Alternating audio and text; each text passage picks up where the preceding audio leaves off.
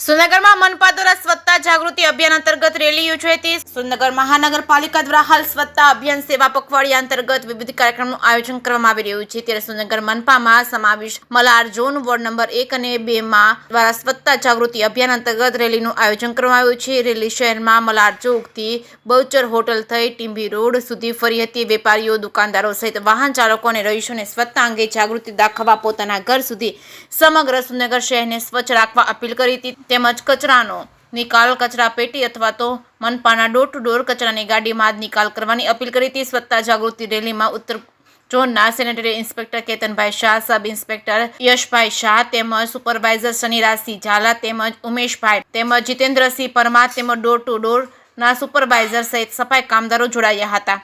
જે કે સિંહ ગુજરાતી સાથે મહેશ સુતરિયા, સુરેન્દ્રનગર।